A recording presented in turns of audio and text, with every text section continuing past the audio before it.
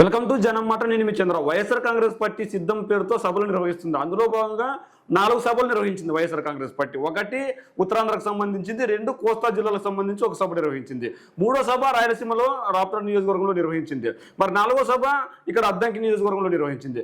అయితే ఈ సభలకు భారీ ఎత్తున జనాలు వస్తున్నారు. అయితే మొదటి సభకు 3 లక్షలు వస్తే రెండో సభకు 6 లక్షలు వచ్చారు. అదేవిధంగా 3వ సభకు రాయలసీమలో అందరూ జగనన్న అడ్డ రాయలసీమ గడ్డ అనుకుంటారు. మరి అక్కడ ఎంతమంది జనాలు వచ్చారంటే దాదాపు 1 మిలియన్ జనాలు అక్కడికి వచ్చి రాజకీయ సభల్లో అత్యంత ప్రజాదరణ పొందిన సభ అదే అని అందరూ చెప్పారు.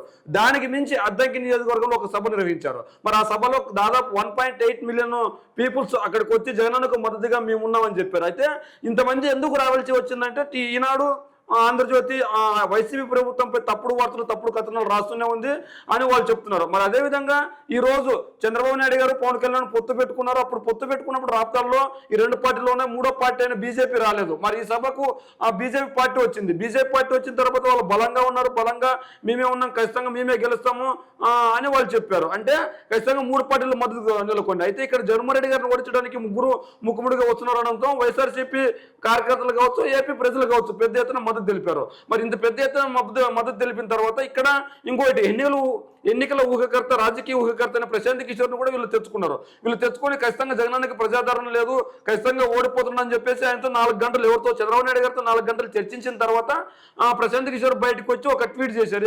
ఏ విధంగా సంక్షేమ పథకాల వల్ల ఎవరు గెలవలేరు, ఖచ్చితంగా జగన్మోహన్ రెడ్డి గారికి భారీ ఓటమి తప్పదన్నారు. మరి ప్రజలు చూస్తుంటే భారీ ఎత్తున సభలకు వస్తున్నారు. మరి నిన్నటి రోజు సిద్ధం సభ అద్దంకి నియోజకవర్గంలో నిర్వహించిన తర్వాత నారా లోకేష్ గారు ఒక డ్రోన్ కెమెరాలను పంపించి పైనుంచి విజువల్స్ తీపించారు. పైనుంచి విజువల్స్ తీపించి ఇంకప్పుడు జగన్మోహన్ రెడ్డి గారు ఇంకా రాలేదు. దాదాపు అరౌండ్ 2-3 గంటల మధ్యలో ఈ విజువల్స్ తీపించారు. అయితే 2-3 గంటల మధ్యలో ఈ విజువల్స్ తీపిస్తే అప్పుడు ఖచ్చితంగా అనిల్ కుమార్ యాదవ్ అనే మాజీ మంత్రి, ప్రస్తుత ఎమ్మెల్యే, నరసరావుపేట ఎంపీగా పోటీ చేయబోతున్న వ్యక్తి మాట్లాడుతున్నాడు. కాబట్టి ఆ విజువల్స్ మనం ఆయన మాట్లాడినప్పటికీ, ఆయన పోస్ట్ చేసినప్పటికీ బ్యారేజ్ చేసుకోవచ్చు. కానీ ఇంకా అప్పటికి జగన్మోహన్ రెడ్డి గారు ఇంకా అక్కడ అద్దంకి నియోజకవర్గానికి చేరుకోలేదు. ఇంకా అప్పుడు గాలిలో కూడా జగన్మోహన్ రెడ్డి గారు హెలికాప్టర్ ఎగరలేదు. అంటే ఆ పరిస్థితి ఎందుకు అంటే జగన్మోహన్ రెడ్డి గారు ఇంకా రాలేదు కదా, ఎండ తీవ్రంగా ఉందని చెప్పి దూరంగా ఉన్నారు. మరి ఇదే నేపథ్యంలో వీరు ఒక అడ్వాంటేజ్ తీసుకున్నారు. ఏ విధంగా ప్రజలు అక్కడికి పెద్ద ఎత్తున రావడంతో ఇబ్బంది పడతారు, అక్కడ ఎండలు ఎక్కువగా ఉన్న ఎవరికి ఇబ్బంది కడకూడదు అని చెప్పి గ్రీన్ మ్యాట్ అయితే పరిచారు. గ్రీన్ మ్యాట్ పరిచయం దాన్ని వీళ్ళు అడ్వాంటేజ్గా తీసుకుని గ్రీన్ మ్యాట్ పరిచింది. ఎందుకంటే అక్కడ ప్రజలను ఎవరు రాలేదు కానీ ప్రజలు వచ్చినట్టు చూపించుకోవడానికి గ్రీన్ మ్యాట్ పరిచారని చెప్పి ఒకటి చూపించారు. వీళ్ళు నిన్న ఒక ఫోటో వైరల్ చేస్తున్నారు. ఏం ఫోటో ఇక్కడ మనం చూడొచ్చు. ఈ ఫోటోను వైరల్ చేస్తుంది టీడీపీ. నారా లోకేష్ గారు ఈ ఫోటోను కావచ్చు, మళ్ళీ గ్రీన్ మ్యాట్ల ఫోటోలు కూడా పోస్ట్ చేశారు. మరి టీడీపీ ప్రశ్నిస్తూ ఈ ఫోటోలు చేశారు. ఈ విజువల్స్ 2 కలిపి ఇక్కడ సేమ్ ఉన్నాయని చెప్పేసి వీళ్ళు చెప్తున్నారు. మరి ఇక్కడ అవే విజువల్స్ ఉన్నాయని చెప్తున్నారు. ఇక్కడ మనకి రెడ్ మార్కులు వేసినవన్నీ వాళ్ళు ఏం చెప్తున్నారు, రెడ్ మార్కులు వేసినవన్నీ కూడా వైఎస్ఆర్ కాంగ్రెస్ పార్టీ ఎడిటింగ్ చేసినవి, ఖచ్చితంగా ఆ ఫోటోలు విడుదల చేసింది అని చెప్పి అంటున్నారు. మరి ఇవన్నీ మనం చూసుకున్నట్లయితే ఖచ్చితంగా ఈ పరిస్థితి నిన్న ఉందా, మరి ఈ పరిస్థితి ఎందుకు ఉంది? YSR Congress party green mat పరిచింది ఫోటోలు ఎడిట్ చేయడానికే, లేకుంటే ప్రజలు వచ్చారు నిజంగా అంటే ఖచ్చితంగా 100% ప్రజలు వచ్చారు. ఏ విధంగా 100% ప్రజలు వచ్చారంటే నిన్న వాళ్ళ సభ ఏర్పాటు చేసుకుంది గుంటూరు, ప్రకాశం, నెల్లూరు ఉమ్మడి ఈ 3 జిల్లాల నుంచి ప్రజలు వస్తారు, భారీ ఎత్తున మద్దతు తెలుపుతారని చెప్పారు. కానీ జగన్మోహన్ రెడ్డి గారిని చూడడానికి అటువైపు ఉన్న రాయలసీమ జిల్లాలు కావచ్చు, ఇటువైపు ఉన్న ఉత్తరాంధ్ర జిల్లాలు కావచ్చు, లేదంటే గోదావరి జిల్లాలు కావచ్చు, అక్కడి నుంచి కూడా జనాలు వచ్చి ఖచ్చితంగా జగన్మోహన్ రెడ్డి గారికి మద్దతు తెలిపారు. ఎందుకు అంత దూరం నుంచి ప్రజలు రావాల్సి వచ్చిందంటే ఖచ్చితంగా వీళ్ళు ముక్కుముడిగా వస్తున్నారు జగన్మోహన్ రెడ్డి గారిని ఓడించడానికి.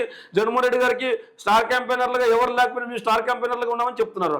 అందులో నిన్న ఒక వ్యక్తి, హ్యాండిక్యాప్డ్ అయిన ఒక వ్యక్తి, అతను వికలాంగుడు, జగన్మోహన్ రెడ్డి గారు వెనకాల జెండా కట్టుకుని అతను సైకిల్ 3 చక్రాల సైకిల్తో తోచుకుంటూ వస్తున్నాడు. ఆ వీడియో కూడా నిన్న వైరల్ అయింది. ప్రతి ఒక్క వైసీపీ కార్యకర్త, ప్రతి ఒక్క వైసీపీ నాయకుడు ఆ వీడియోని పోస్ట్ చేశారు. మనం చూడొచ్చు.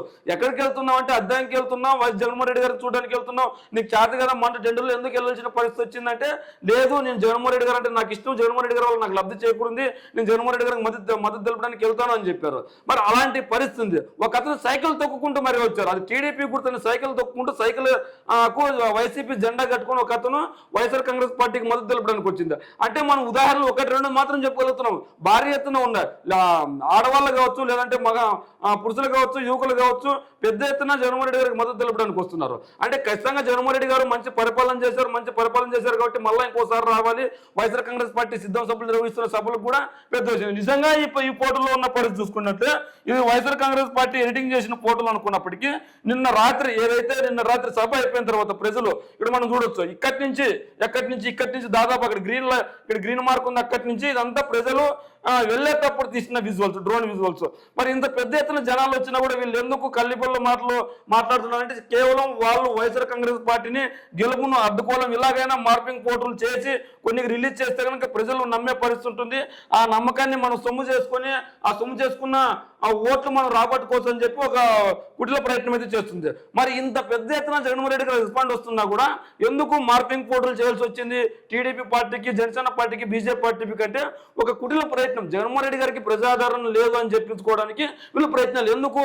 మరి జెండా సభలు నిర్వహించినప్పుడు ఇంత పెద్ద ఎత్తున ఎందుకు వీళ్ళు ఎక్కడే కానీ డ్రోన్ విజువల్స్ కాపాడు అంటే ఫ్రంట్ నుంచి ఫోటోలు తీస్తారు కానీ వీడియోలు తీస్తారు కానీ బ్యాక్ ఏం జరుగుతుందని డ్రోన్ విజువల్స్ ఎందుకు కనపడు?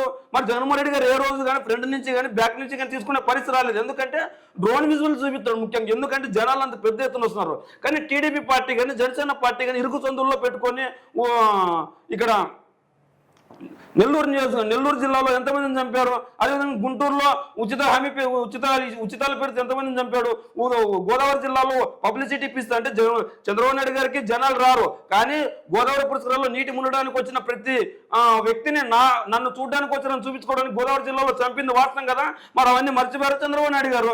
అంటే ఇక్కడ ఏదైనా కూడా రాజకీయ లబ్ధి చేకోవాలని వీళ్ళు ప్రయత్నిస్తున్నారు తప్ప నిజంగా వచ్చిన జనాలు ఎప్పటికైనా రెస్పాండ్ ఉంటుంది. అంటే వైఎస్ఆర్ కాంగ్రెస్ పార్టీ అధినేత అయినా జగన్మోహన్ రెడ్డి గారు వచ్చినప్పుడు సీఎం అంటూ ఎలా రెస్పాండ్ అవుతున్నారు, ఆయన మాట్లాడినప్పుడు ఎలా రెస్పాండ్ అవుతున్నారు అంటే ఖచ్చితంగా జగన్మోహన్ రెడ్డి గారికి మద్దతుగా ప్రతి ఒక్కరు నిలిచారు. మరి ఈ రోజు చంద్రబాబు నాయుడు గారు, పవన్ కళ్యాణ్ గారు సభ నిర్వహిస్తున్నా ఎందుకు జెండా సభలు విజువల్స్ తో బయట పెట్టలేకపోతున్నారంటే వీళ్ళు ఖచ్చితంగా వాళ్లకు మద్దతు లేదు. జగన్మోహన్ రెడ్డి గారికి మద్దతు ఉంది కాబట్టి ధైర్యంగా డ్రోన్ విజువల్స్ చూపించుకోగలుగుతున్నాడు. మరి వీళ్ళు ఎందుకు డ్రోన్ విజువల్స్ చూపించుకోలేకపోతున్నారు? జెండా సభలో కావచ్చు లేదంటే జనసేన సభల్లో కావచ్చు. అంటే వాళ్ళు ఇరుకు సొంతల్లో సభలు పెడతారు. ఇరుకు సొంతల్లో సభలను ఖచ్చితంగా ప్రజలకు ఐడెంటిఫై చేస్తారు కాబట్టి ఐడెంటిఫై చేస్తేనా వాళ్ళ డొల్లతనం బయట పెడుతుంది కాబట్టి డ్రోన్ విజువల్స్ చూపిరు. కానీ పబ్లిక్ మీటింగ్ ఏదైనా పెట్టినప్పుడు ఉమ్మడి సభ అయినా జెండా పేరుతో ఉమ్మడి సభ పెట్టినప్పుడు వాళ్ళు ఎన్ని ఎకరాల్లో సభ నిర్వహించారు, మరి వాళ్ళు మాట్లాడుతున్న వెనకాల ఖాళీ కుర్చీలు ఉన్నాయా లేవా?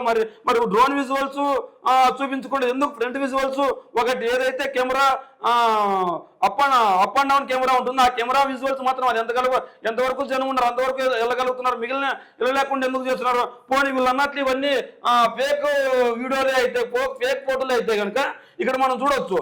ఇక్కడ జెండా సభకు నిన్నటి రోజు జనాలు వచ్చినప్పుడు జగన్మోహన్ రెడ్డి గారి సభ అయిపోయిన తర్వాత ఇంటికి వెళ్ళే దారి పొడవున్న జనాలు ఉన్నారు. దాదాపు జన సమీకరణ 3 కిలోమీటర్ల జనాలు ఉన్నారు. అంటే ఇక్కడ మనం జనాలు ఇసుక ఎత్తే రాలనంత జనం కాదు, వర్షం పడితే కిందకి రాలనంత జనం అక్కడికి వచ్చారు. మనం ఇక్కడ చూడొచ్చు నిలబెత్తని ఇక్కడ వాళ్ళు గ్రీన్ మ్యాట్లు అన్నారు. మరి ఇక్కడ గ్రీన్ మ్యాట్లు రోడ్డు పైన జనాలు వెళ్తున్నారు. ఈ పక్క కట్అవుట్లు ఉండే, ఈ పక్క కట్అవుట్లు ఉండే, ఇవన్నీ రోడ్డు పైన జనాలు వెళ్తున్నారు.